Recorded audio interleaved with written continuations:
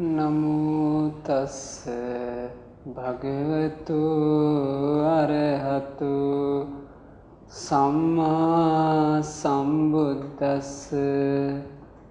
ඒ භාග්‍යවතු අරහතු සම්මා සම්බුදුරජාණන් වහන්සේට මාගේ නමස්කාරය වේවා. සාදු සාදු සාදු.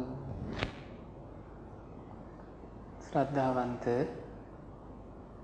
වාසනාවන්ත පින්වත්නි, බුදුරජාණන් වහන්සේ නමකගේ ශාසනයක් තුළ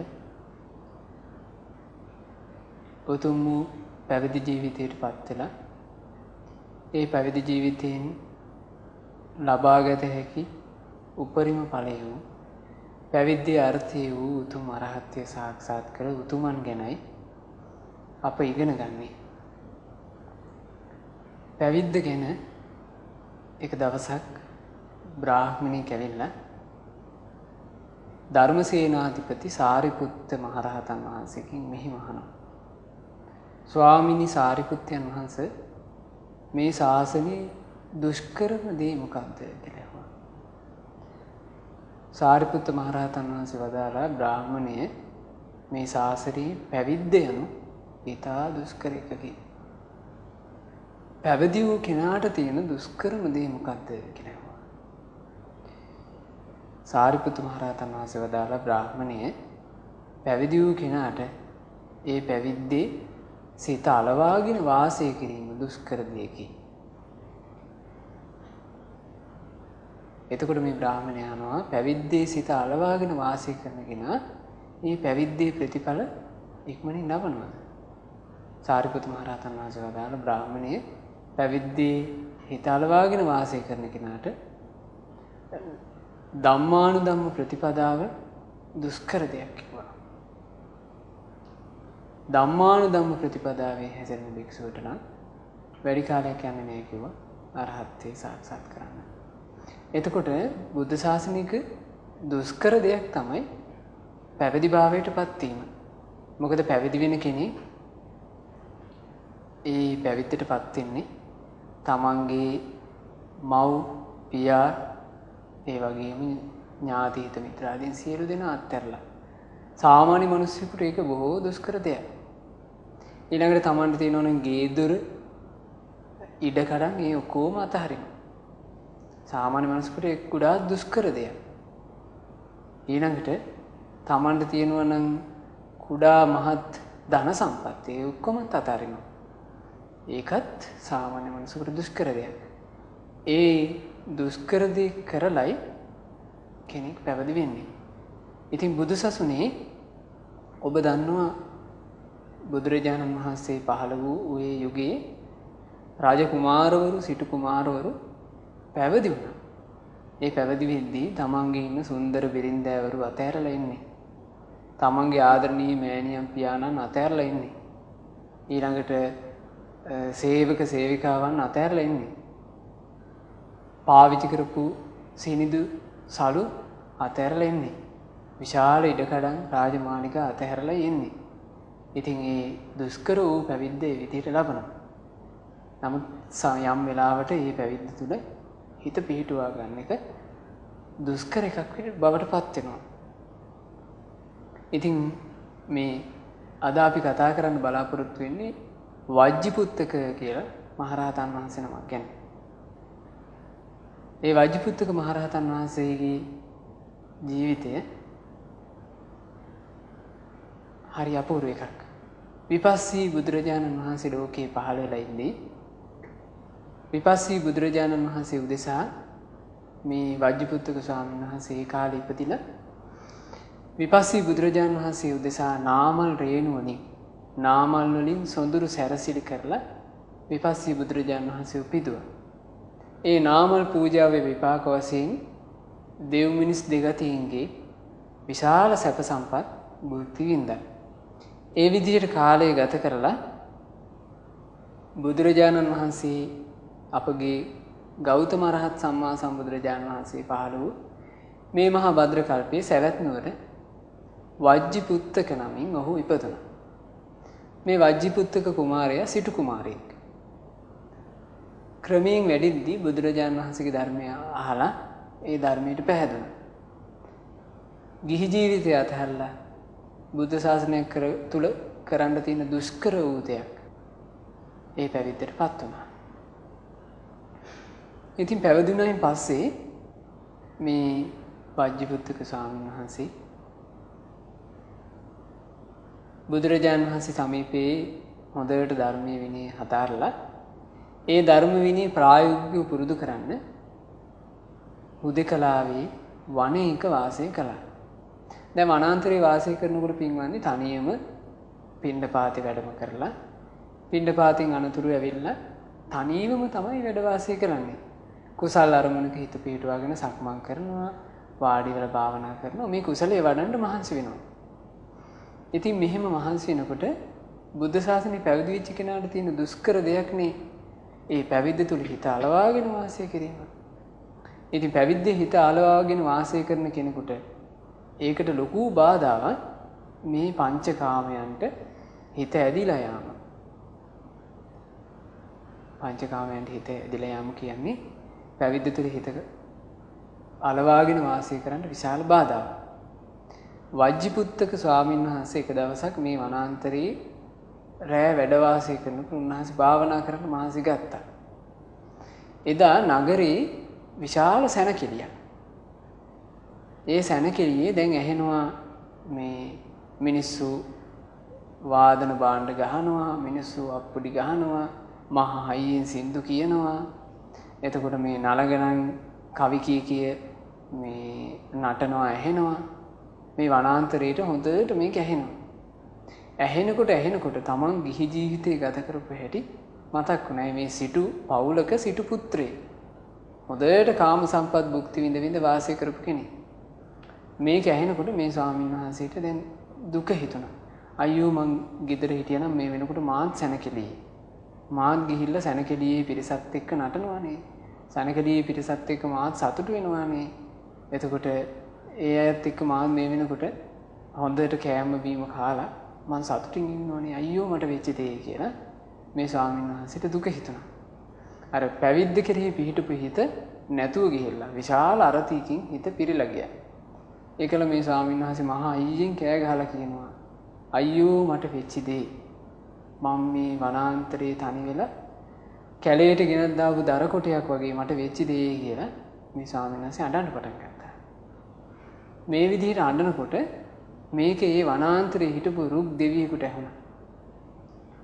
ඒ රුක් දෙවියා කල්පනා කළා මේ උතුම් ජීවිතයක් ගත කරන කෙනෙක් ප්‍රමාදයටපත් වෙලා මේ භික්ෂුවගේ ප්‍රමාදය මම නැති කරන්න ඕනේ කියලා කල්පනා කරලා මේ රුක් දෙවියා ගහෙන් බැහැලා දිව්‍ය ස්වභාවයෙන්ම ආවා ඉස්සරහට.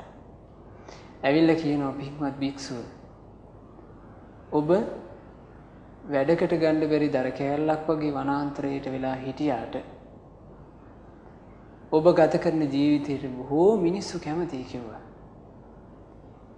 ඔබ ගමට පිණ්ඩපාතේ වඩිනකොට ඒ මිනිස්සු ඔබ දිහා බලාගෙන ඉන්නේ සුගතියට යන සුගතිගාමී මිනිසුන් දිහා බලාගෙන ඉන්නේ නිර්සත්තු වගේ ඔබ දිහා බලන්නේ කියලා කිව්වා. එතකොට මේ ස්වාමීන් වහන්සේට විශාල සංවේගයක් ඇති වුණා. අයියෝ මේ කාමයෙන් අතහැරලා උතුම් ජීවිතයකටපත් වෙලා මං මේ හිතින් හිතන දේවල් කියලා.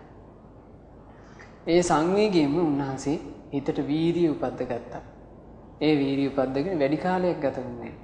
නොබෝ කලකින්ම ඒ වජ්ජිපුත්තක ස්වාමීන් වහන්සේ වජ්ජිපුත්තක මහරහතන් වහන්සේ බවට පත් වුණා. එතකොට බලන්න සිහිය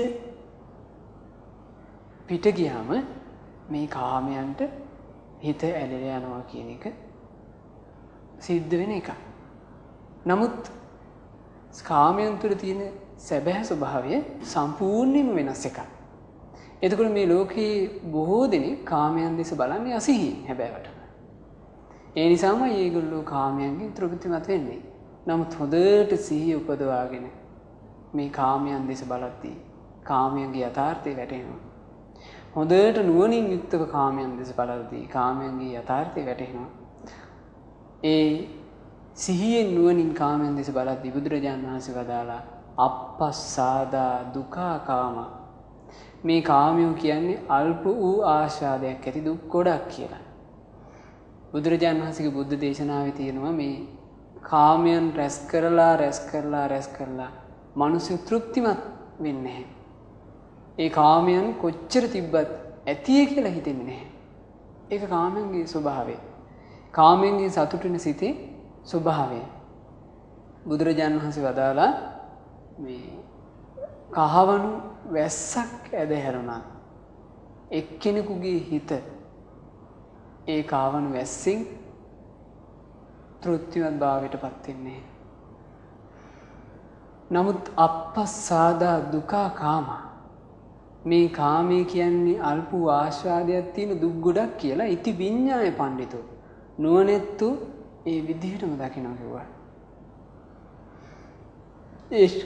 ඒ නිසා නුවණැති උදවිය විදිහට අපිත් ඒ කාමයන් දෙස නිවැරදි අයුරින් බලන්න පුරුදු වෙන්න ඕනේ.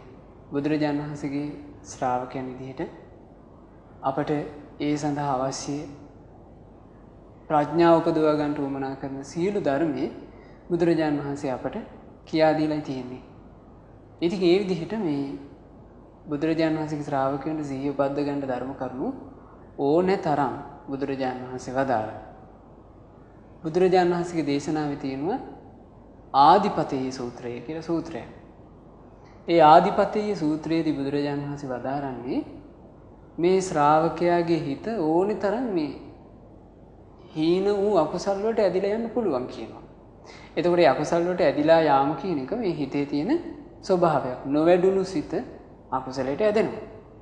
ඒ අකුසලයට ඇදෙද්දී ඒක කුසලයට ගන්න වීරිය ගන්න කියලා බුදුරජාණන් වහන්සේ වදාළා. ඒ කුසලයේ ගැනීම පිණිස උපක්‍රම බුදුරජාණන් වහන්සේ පෙන්වලා දෙනවා. මොනවද? ආදිපතේ සූත්‍රයේදී කියනවා ලෝකාදිපතේය අත්තාදිපතේය ධම්මාදිපතේය. ওই තමයි ආදිපතේ කරුණු තුන. මොකද්ද ලෝකාදිපතේ කියන්නේ? ඒ භික්ෂුව වේවා භික්ෂුණිය වේවා උපාසකයා වේවා උපාසිකාව වේවා බුදුරජාණන් වහන්සේගේ ශ්‍රාවකයාට හීන වූ ලාමක වූ පහත් අකුසල් හිතුලි ඇති වෙද්දී මෙහෙම කල්පනා කරන්න කිව්වා. මේ ලෝකේ ඉන්නවා අනුන්ගේ හිත් තමන්ගේ හිතින් දකින්න පුළුවන් ශ්‍රමණ බ්‍රාහමණවරු. ඒ වගේම අනුන්ගේ හිත් තමන්ගේ හිතින් දකින්න පුළුවන් දෙවිවරු. එතකොට ඒ අය මගේ හිත ගැන මං දන්නවා වගේම ඒගොල්ලන්ටත් මගේ හිත ගැන තේරෙනවා. එතකොට මම මේ බුදුරජාණන් වහන්සේගේ ශ්‍රාවකෙක් විදිහට පෙනී හිටලා මේ ලාමක වූ තුච්ච වූ පහත් වූ අකුසල් හිතන එක මට ගැළපෙන දෙයක් නෙවෙයි. ඒ නිසා මම මේ ලාමක අකුසල් අතහරින්න ඕනේ කියලා කල්පනා කරලා ලෝක ස්වභාවය ගැන හිතලා ඒ අකුසල් අත්හරින්න කියලා භාගතුන් වහන්සේ දේශනා කළා. දැන් බලන්න අර වජ්ජිපුත්තක ස්වාමීන් වහන්සේ හිතපු ඒ හිතවිල්ල මේ වනයේ හිටපු රුක් දෙවියෙකුට දකින්න ලැබුණා. එතකොට මේ අපේ හිත දෙවිවරුන්ටත් මනාවකට දකින්න පුළුවන්. එතකොට අපි අකුසල් හිතනවා නම්, පහත් දේවල් හිතනවා නම්, වැරදි දේවල් හිතනවා නම් ඒ ඔක්කොම දෙවිවරුන්ට පේනවා. ඒ වගේම අපි කුසල් හිතනවා නම්, අපි යහපත් දේ හිතනවා නම් ඒවත් දෙවිවරුන්ට පේනවා. බුදුරජාණන් වහන්සේ දේශනා කළේ කෙනෙක් කුසල් වඩනවා දකිනකොට, කුසලයේ හැසිරෙන මහන්සි වෙනවා දකිනකොට යහපත් දෙවිවරු කොහොම සතුට වෙනවා. අනේ අනාගතයේ මේ පුද්ගලයන්ගෙන් අපේ දිව්‍ය ලෝකෙ පිරෙනව නෙව මේ අසුරයන්ගේ අසුර ලෝකෙ හීන වෙලා යනවා නෙව කියලා ඒ දෙවිවරු සතුට වෙනවා. එතකොට ලෝකයේ ඒ බඳු ස්වභාවයක් තියෙනවා. බුදුරජාණන් වහන්සේ වදාළ ශ්‍රාවකයාට ලෝකයේ තියෙන ඒ බඳු ස්වභාවයේ කල්පනා කරලා හිත අකුසලයේ මුදවලා කුසලයේ පිහිටවන්න කියලා. ඒකට කියනවා ලෝකාධිපතේ. ලෝකයේ අධිපති කරගෙන සිත අකුසලයෙන් මුදවන්න ඕනේ. ඊට පස්සේ භාගතුන් වහන්සේ වදාලා ශ්‍රාවකයාට තවත් ක්‍රමයක් තියෙනවා ධම්මාධිපතේය. ධම්මාධිපතේය කියන්නේ එයා කල්පනා කරනවා මේ බුදුරජාණන් වහන්සේ වදාළ ශ්‍රී සද්ධර්මයයි මං අනුගමනය කරන්න කල්පනා කරන්නේ. බුදුරජාණන් වහන්සේගේ ධර්මය කියලා කියන්නේ විශිෂ්ට ඥානකින් යුක්තව දේශනා කරපු එකක්. ප්‍රාතිහාර්ය සහිතව දේශනා කරපු එකක්. ඒ වගේම බුදුරජාණන් වහන්සේගේ ධර්මයේ මුල මැද අග පිරිසිදු එකක්. පැහැදිලි ප්‍රකාශන මාධ්‍යකින් පැහැදිලි අර්ථ දේශනා කරන එකක්. මුළුමනින්ම පරිපූර්ණ ලෙස නිවන් මඟ ප්‍රකාශ කරන එකක්. ඒ වගේම මේ ධර්මයේ සම්දිට්ඨිකයි. මේ ජීවිතේම අවබෝධ කරගන්න පුළුවන්. අකාලිකයි, කාලයකට අයිති නැති ධර්මයක්. මේ ධර්මයේ ඕන කෙනෙකුට ඇවිත් බලන්න කියලා විවෘත කරලා පෙන්වන්න පුළුවන්. ඒහි පස්සික ධර්මයක්. මේ ධර්මයේ තමා තුළට පමුණවාගෙන ඵල ලබන්න තියෙන ඕපනයික ධර්මයක්. මේ ධර්මයේ නුවණැත්තන්ට ඒ ප්‍රමාණයෙන් ප්‍රතිඵල ගෙන දෙන පච්චත්තම් වේදිතබ්බෝ විඤ්ඤෝහි කියන ගුණයෙන් යුක්ත ධර්මයක් කියලා මෙයා කල්පනා කරනවා. මේ විදිහට කල්පනා කරලා මෙබඳු ධර්මයක් නිසායි ලෝකේ සෝතාපන්නයි බිහි වුනේ. මෙබඳු ධර්මයක් නිසායි ලෝකේ සකදාගාමි උතුමන් බිහි වුනේ. මෙබඳු ධර්මයක් නිසායි අනාගාමි උතුමන් බිහි වුනේ. මෙබඳු ධර්මයකුනුයි රහතුන් බිහි වුනේ. කොටිම මේ ධර්මය නිසායි ලෝකයට සම්මා සම්බුදු රජුන් බිහි වුනේ කියලා එයා කල්පනා කරනවා. මෙබඳු ධර්මයක් අනුගමනය කරන මං මේ හීන අකුසල්, ලාමක අකුසල්, පහත් අකුසල් හිතනක ගැලපෙන්නේ නැහැ කියලා අකුසලයෙන් හිත මුදවලා කුසලයේ පිහිටවන්ට ඒක උපකාර කරගන්නවා. අන්න ඒකට කියනවා ධර්මාධිපතේය. ධර්මයේ අධිපති කරගෙන හිත අකුසලයෙන් මුදවනවා. ඊළඟට මොකද්ද අත්තාධිපතේය කියලා කියන්නේ? අත්තාධිපතේය භාගතුන් වහන්සේ වදාලා එයා කල්පනා කරනවා මං මේ බුදුසසුනේ ඇවිල්ලා මහණුනේ කන්ට නැතුවාට නොවේ. අඳින්ට පල්ලෙන්න නැතුවාට නොවේ. මේ බුදුසසුනේ මම පැවිදුනේ මේ ජීවිතය තුළ තියෙන වයසට යන එක, ලෙඩ වෙන එක, මැරෙන එක, ප්‍රියයන්ගෙන් වෙන් වෙන එක, අප්‍රියයන් හා එකතු වෙන එක, ඊළඟට තමන් කැමති දේවල් නොලැබීම, ශෝක වැළපීම්, දුක් දුම්නස්, සුසුම් හැලීම් කියන මේ සියලු දුක් දුම්නස් ඉක්මවා ගිහිල්ලා පරම ශාන්ත වූ අමා මහ නිවන ලබන්න ඕනේ කියලා නේද මම මේ බුදුසසුනේ පැවිදුනේ. ඒ විදිහට පැවිදි වෙච්ච මට මේ ලාමක කාම සංකල්පනා නම් ගැලපෙන්නේ නැහැ. ඊළඟට මේ අනුන් ගැන තරහ සිතින් හිත හිතින් එක ගැලපෙන්නේ නැහැ. අනුන්ට හිංසා කරන්න හිත හිතින් එක ගැලපෙන්නේ නැහැ කියලා එයා පහත් ලාමක අකුසල් හිතන එක අතාරිනවා. එතකොට එහෙම අතාරින්න එයා උපකාර කරගන්නේ තමා. ඒ නිසා බුදුරජාණන් වහන්සේ වදාලා තමාව අධිපති කරගෙන අකුසලයෙන් හිත මුදවා කුසලයේ පිහිටවන නිසා ඒකට කියනවා අත්තාධිපතේය. ඉතින් ඔන්න ඔය කරුණු බුදුරජාණන් වහන්සේ ශ්‍රාවකයන්ට කියා දුන්නා. බලන්න මේ බඳු කාරණා දැනගෙන ඉන්න කෙනෙකුට මේ හිත අකුසලයෙන් යට කරගෙන යන්න සූදානම් වෙනකොට එයාට හොඳට සිහිනුවන තිබුණොත් එයාට ලේසි එයාගේ හිත කුසලයේ තුල පිහිටවන්න. ඉතින් අද සමහර විට අපට දෙවිවරු ඇවිල්ලා සිහි උපද්දවන්නේ නැති වෙන්න පුළුවන්. නමුත් සිහි උපදවා ගත යුතු ධර්මයේ බුදුරජාණන් වහන්සේ විසින් දේශනා කළා තියෙනවා. නමුත් එදා බුදුරජාණන් වහන්සේ වැඩ සිටි යුගයේ මිනිසුන් දෙවියන් අතර සමීප සම්බන්ධතාවයක් තිබුණ නිසා මේ වජ්ජිපුත්තක ස්වාමීන් වහන්සේ මේ විදිහට ඉදනකොට දෙවි කෙනෙක් ඇවිල්ලා මේ කරුණ පහදලා දුන්නා. ඉතින් ඒ කරුණ සිහියට අරගෙන සංවේගී උපද්දාගෙන උන්වහන්සේ රහතන් වහන්සේ නමක් බවට පත් වුණා. මේ සිදුවීම ගැන සඳහන් වෙනවා සංයුක්ත නිකායේ එක පොත් වහන්සේගේ වන සංයුත්තේ වජ්ජිපුත්තක සූත්‍රය. ඉතින් ඒ විදිහට උන්වහන්සේ අරහත්ත්වයට පත් වුණාට පස්සේ තමන් වහන්සේට අරහත්ත්වයට පත්වීම පිණිස උපකාර කරපු ඒ දෙවියාගේ ගාථාවන් උන්වහන්සේ අනිත් භික්ෂුන්ට අවවාදයක් විදිහට දේශනා කළා. උන්වහන්සේ කියනවා වනාන්තරයේ හුදකලාවේ ජීවත් වෙන අපි අත්හැර දාපු දර කැබලි වගේ. ඒත් බොහෝ දිනක් මං ගත කරන ජීවිතයට හරියම කැමතියි. ඒ නිසා ඒගොල්ලෝ අපි දිහා බලන් ඉන්නේ දෙව්ලොව යන අය දිහා බලාගෙන ඉන්න නිරිසත්තු වගේ. එතකොට බලන්න මේ බුදුරජාණන් වහන්සේගේ ශ්‍රාවකයන් ගැන බුදුරජාණන් වහන්සේගේ ශ්‍රාවකයන් ගත කරන මේ නිර්මල පිවිතුරු ජීවිතය ගැන අනිත් මිනිස්සු ලෝකයේ අනිත් මිනිස්සුන්ට දකින්න විදිහ රහතන් වහන්සේලා දැක්ක ආකාරය. එතකොට මේ සුගතියට යන අය දිහා බලාගෙන ඉන්න නිරිසත්තු වගේ කිව්ව සාමාන්‍ය ලෝකයා ශ්‍රාවක සංඝයා දිහා බලන්නේ. මොකද ශ්‍රාවක සංඝයා නිවන කරා ගමන් කරන පිරිසක්. එතකොට සාමාන්‍ය මිනිසයා කියන්නේ කාමයන් තුල හිර වෙවි, කාමයන්ම තුලින්ම සතුටු වෙවි, ආයෙමත් සසරට යන පිරිසක්.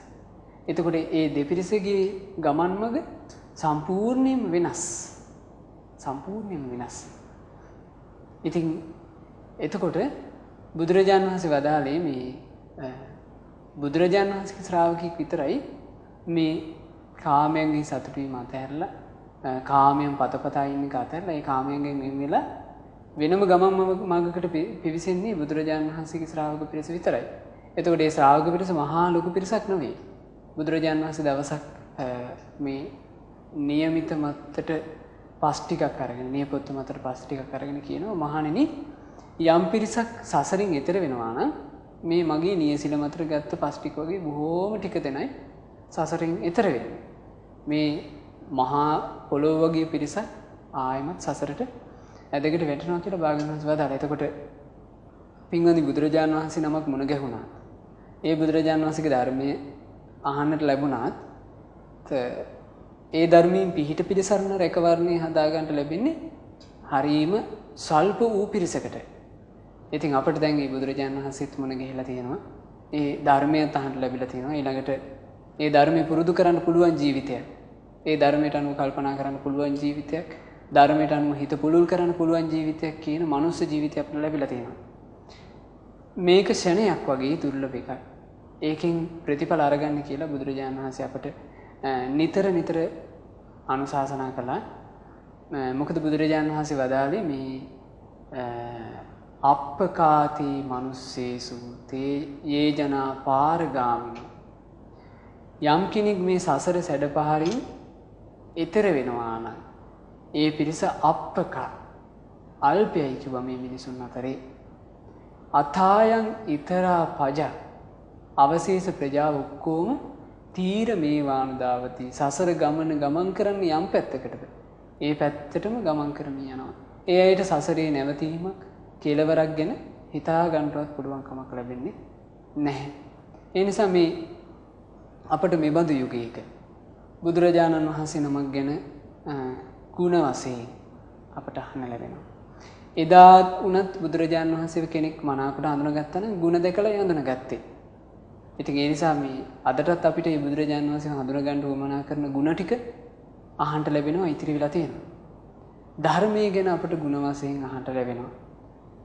ඊළඟට ශ්‍රාවක සංගරුවන ගැන අපට ගුණ වශයෙන් අහන්න ලැබෙනවා. ඊළඟට අපට මේ පිනපව මේකයි කියලා මනාකොට අහන්න අවස්ථාව සැලසීලා තියෙනවා.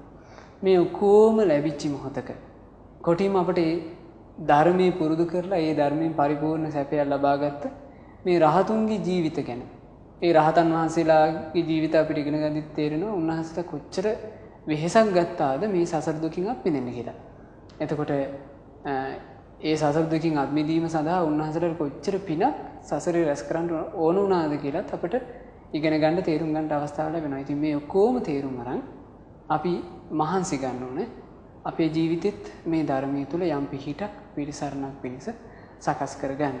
ඉතින් අපි අදිෂ්ඨානයක් ඇති කරගනිමු මේ රහතුන්ගේ උදාාර ජීවිත ඉගෙන ගනිමින් ඉන්න අතරේ ඒ රහතන් වහන්සේලා වැඩිය ඒ උතුම් නිවන් මාගේ ගමන් කොට ඒ නිවන් මඟ මනාකොට හඳුනාගෙන ඒ නිවන් මාගේ ගමන් කරමින් අපටද නිවන පිණිස හේතු වෙන ජීවිතයක් නිවන පිණිස පවතින ජීවිතයක් නිවන පිණිස උපකාර වන පිනෙන් පිරුණු ජීවිතයක් සකස් කරගන්න අපටද වාසනාව ලැබේවා.